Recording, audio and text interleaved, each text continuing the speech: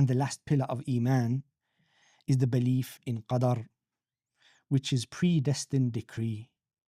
Imam Ahmad rahimahullah ta'ala said that Al-Qadar, Qudratullah, that decree is the ability of Allah subhanahu wa ta'ala. And Ibn Abdul Barr said that the scholars and wise people of olden times say that pre-decree is Allah's secret things. So do not look into it, meaning don't delve into it with no knowledge and try and explain it. Belief in Qadar has 4 pillars that have been derived from the Quran by the scholars, and every believer must believe in them. This is very important. This is where the deviants in Qadar deviate. You must believe in al-ilm, wal-kitaba, wal-mashi'ah, wal-khalq. Knowledge, writing down, mashi'ah, which is the will and want and permission of Allah, and khalq.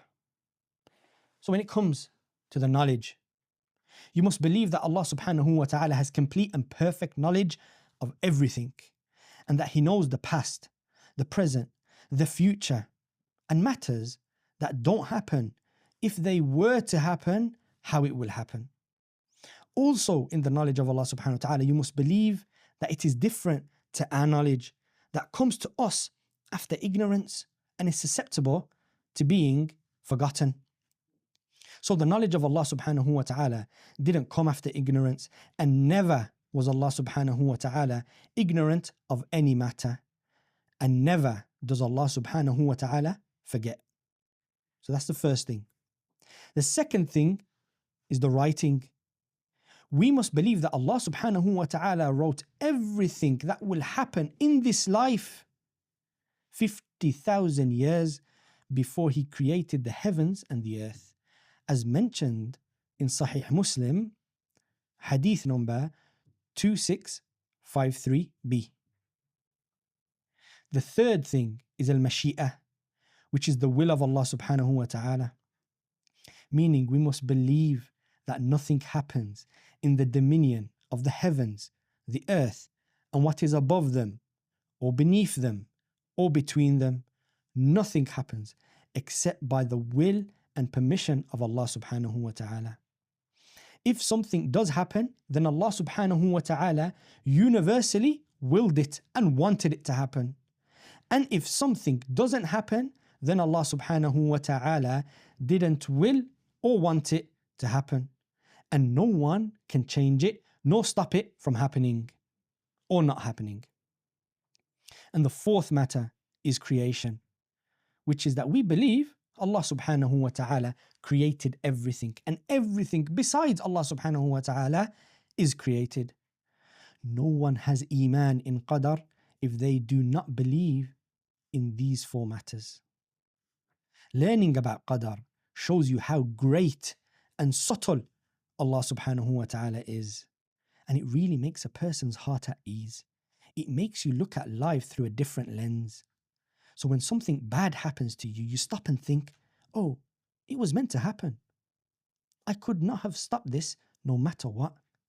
So what do I have to do now so that I don't fail in this part of my life, which is full of test? When a servant believes in these matters, they will only rely on Allah subhanahu wa ta'ala and no one else, because they know that the matter is in the hand of Allah subhanahu wa ta'ala. So why ask anybody else? We said when it comes to Iman, it is about the matters of the unseen.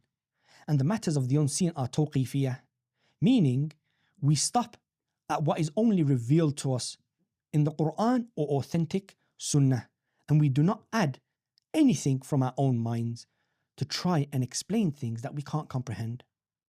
When one asks you about any matter of the unseen, you must not try to answer it to look good, or think that you're just defending the deen so you have to answer it. But keep quiet if you don't know, and say Allah subhanahu wa ta'ala knows best. You see, the deviants from the Jahmiyyah, the Mu'tazilah, the Ash'aris, the Qadariyah, the Jibriyah, the Murji'ah, the Khawarij, all of them and so on, became misguided when they tried to answer matters that are not mentioned in the text, meaning the Quran and the Sunnah, and used their limited intellect to try and understand matters of the unseen. So don't fall into their despicable ways, and don't say anything about the matters of the unseen unless you have knowledge of it. And we ask Allah subhanahu wa ta'ala to protect us from this.